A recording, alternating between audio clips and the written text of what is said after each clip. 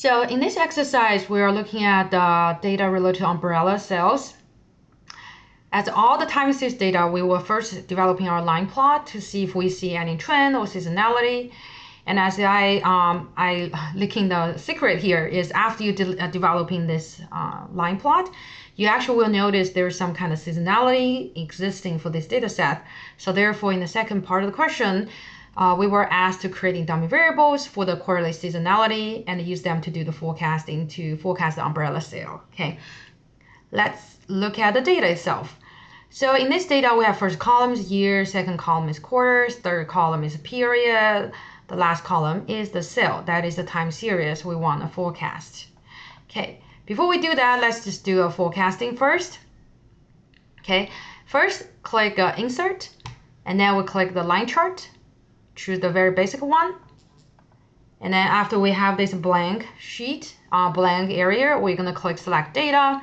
So for the legend entry here, we'll click add. So the series name we select is for umbrella sales, right? And for the series value, we click this little arrow and we will select from D2 to D21 and then push in and then do this. Okay, now, and then you can click OK. So of course on the bottom here, horizontal axis is not accurate. So it's literally just my time index from 1 to 20 because we have 20 period here. That's not what we're looking for. So we want to check on the seasonality. I would choose the data from quarterly. So I will click here called the edit. And I will click this little arrow. And I will select the data from my column B so that I can map in my data with my quarters labels. And then click OK. And then click OK. Great. Now if you look at umbrella sales, you are able to see a pattern. Every full quarter they repeat, right? So it seems like quarter one, quarter two go up, and then quarter three, after quarter two, 3 and 4 will go down, and then quarter 1 and 2 go up, from 2 it will go down. The same pattern repeat 5 years. So in that situation, we consider the data has seasonality. Okay, do we have any trend? To be honest, I don't see trend. If you draw a line here, a horizontal line, you can see the line is evenly distributed across this horizontal line. So therefore the data does not have trend, but we do have seasonality. Okay, the seasonality is quarterly seasonality. So it's peak at the quarter 2 and going to the bottom at quarter 4, because again, it's like an umbrella sales, right? So it's we most likely had a raining day in the summer. So in the winter, most likely we have the snow. We don't need an umbrella. Okay, so we see this kind of seasonality. It makes sense. Now the question here is, if we go back, so we do see the seasonality. Therefore, the data is not stationary. So we cannot use moving average or exponential smoothing to estimate this model, this data. Therefore, we are considering to creating dummy variable to capture those seasonality, and then using those dummy variable as predictor to help me to predicting what is my sale going to look at for the umbrellas. Okay, let me go back here. How can we create dummy variable? Okay, creating dummy variable is interesting and also it's very important. So before we start to do the dummy variable, let me just do the placeholder, okay? What I'm gonna do is a little bit different from what I mentioned in the lecture, because the lecture is quarter 1, quarter 2, quarter 3. Here I can do quarter 3, quarter 4, and quarter 2, quarter 3, and quarter 4. The reason I want to do this twist because I want that you know the dummy variable it's really depends on you how you define it, right? But the rule of thumb is that if your category data have k levels, you should only creating k-1 dummy variables. Okay, so in this case, for the quarterly dummy variable, I only can creating 3. But which 3 you try to create it depends on you. Okay, so you can do whatever. But for this video, I will creating Q2 indicator, Q3 indicator, and the Q4 indicator. So a little bit different from your slides, okay? Because like I said, I want to show you, once you know, you just need to get the amount of the dummy variable right. In terms of how you're creating the dummy variable, it's very, you have a lot of freedoms. So what I want to do is Q2 is indicating is 1 if it is Q2, otherwise it is 0. Q2, Q3 is 1 if it is Q3, otherwise it is 0. Q4 is 1 if it is Q4, otherwise it is 0. So we only need 3 dummy variables.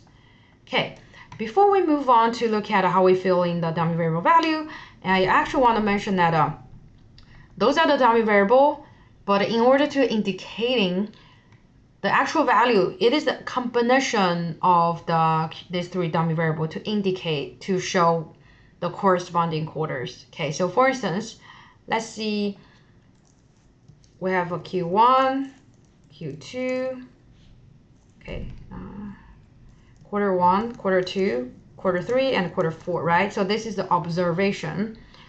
And the Q2, oops, Q2, Q3, Q4. So those are my dummy variables, okay? Q2, Q3, Q4. 1, 2, 3, 4 is the quarter we see here, right? So let's see, if the observation is 1, what's the value for Q2? So Q2 is 1 for Q2, right? But it's not, it's a quarter 1, right? So therefore it's a 0. How about Q3's value? It's belonging to other, it's 0 too. And the Q4 is also 0. So basically 0, 0, 0 is used to be, is used to show, okay, this is for quarter 1. How about quarter 2? If it's quarter 2, the Q2 has to equal to 1, Q3 equal to 0, Q4 equal to 0. So basically 1, 0, 0 in this case is used to indicating quarter 2. And then Q3 here, 0, 1, and the 0. So 0, 1, 0, this combination is used to indicating this is a quarter 3. 0, 1, 0, 1. So basically 0, 0, 1, we are using this to indicating, okay, this is for quarter 4. Okay, so for the quarter 1, 0, 0, 0, we actually call it a base level, right? If you recall, we learned in the regression analysis. So that means when we are interpreting the partial coefficient for the Q1, the partial coefficient for the other dummy variable, we just always compare with this base level. If the data is in one of the Q1, Q2, Q3, Q4, how the cell will change. Okay, so after we know how we use the combination of dummy variable to indicating the quarters, so what we can do here is we're going to fill in my dummy variables. So there is a quick way to do it. In order to do it right, please select the A to G column. Okay, after you select it, and under the Home tab, click Sort and Filter. Okay, we're gonna use a filter, select filter. Okay, so after you do that, and we're going to the column B quarter here.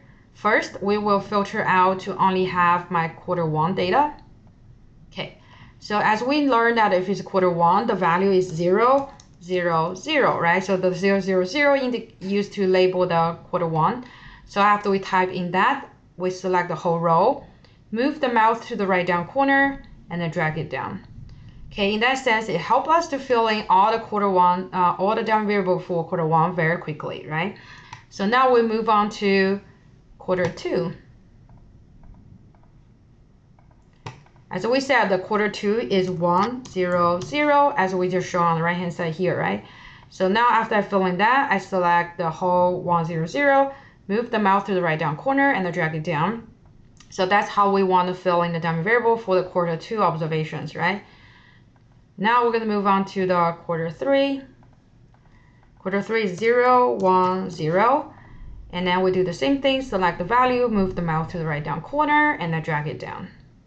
Okay, now we fill in all the quarter 3 dummy variable with a 0, 1, 0. So the last one is quarter 4. So that is 0, 0, 1. And then we select the value, move the mouse to the right down corner, and then drag it down. Okay, so now we finish all the dummy variables. So in order to see all the observation, and what you can do is go into the sort and filter again, click filter. As you can see, all the dummy variables are filled by the values. And so this table just help us to see, okay, for each level, for each categorical values, what is the combination dummy variable should look like. Okay, so we follow it. So it's kind of nice. So after we identify my dummy variable to capture seasonality, so I know this is my y variable, and then these are my x variables. And then I can start run the regression. Okay, click data, and then click data analysis, and then choose a regression, and then click OK. So for the y range, we will select from D1 to D21, and then click this arrow and check the box labels. And then for the input range, I will click this arrow, and then we will include Q1, Q3, and Q4. And then push this little arrow one more time. So here I will put into the seasonality without trend. Okay. And after that, I will click OK. And then I will set up my cells to keep 2 decimal places only. Okay.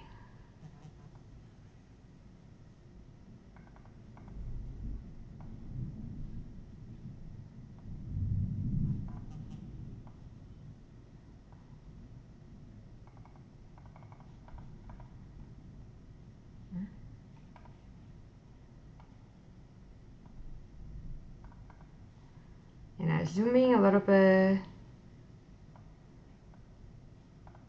Okay, great. Now we actually are able to get in our regression equation for this case.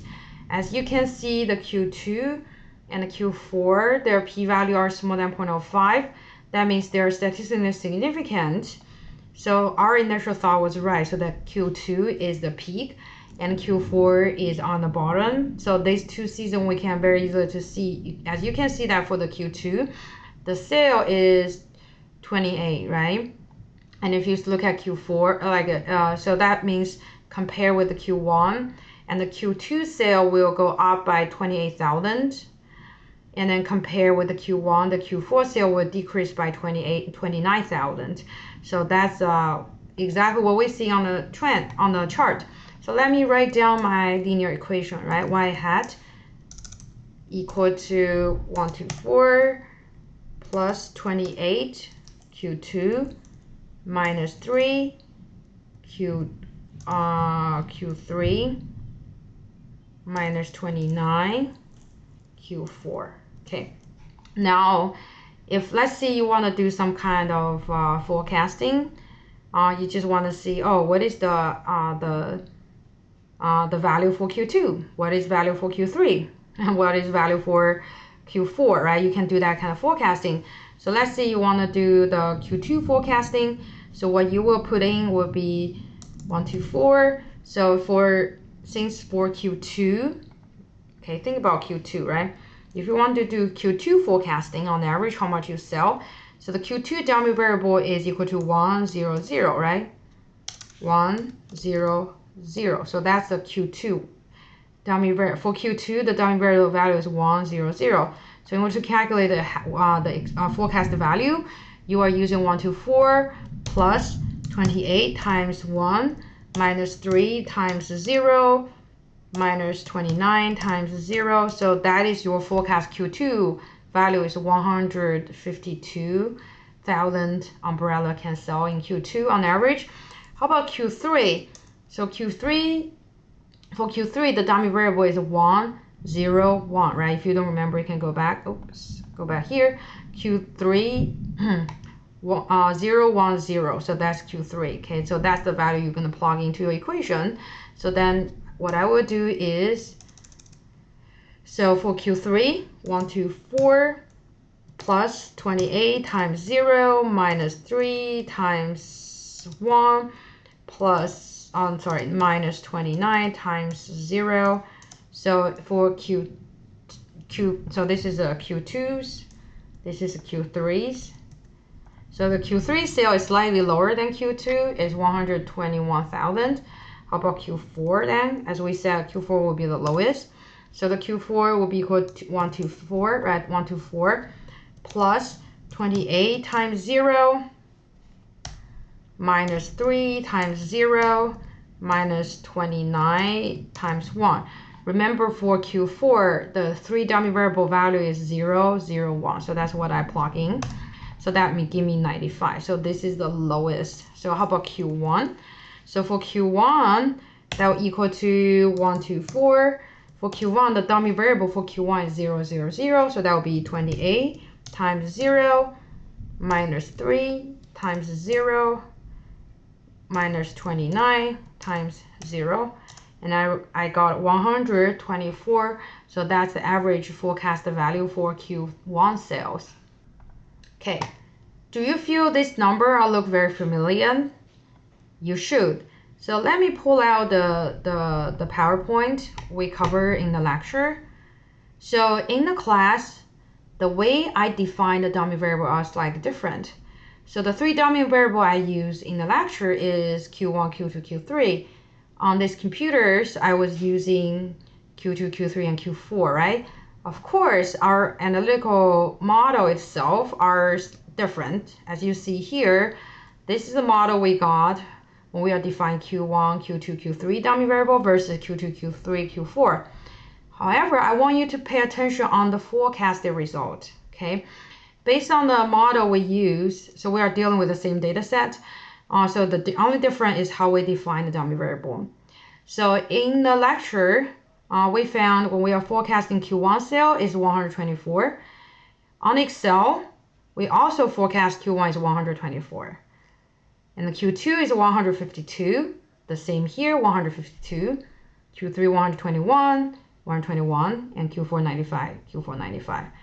So as you can see that although the regression equation look different because that is how we define the dummy variable affecting our equation look, but it will not change the forecasting outcomes, okay? It will not change in forecasting outcome. Therefore, like I said, it is crucial you understand that if we have K level, you only need a K minus 1 dummy variable. Like this case, K equal to 4 levels, we only need the 3 dummy variable. It's very important for that.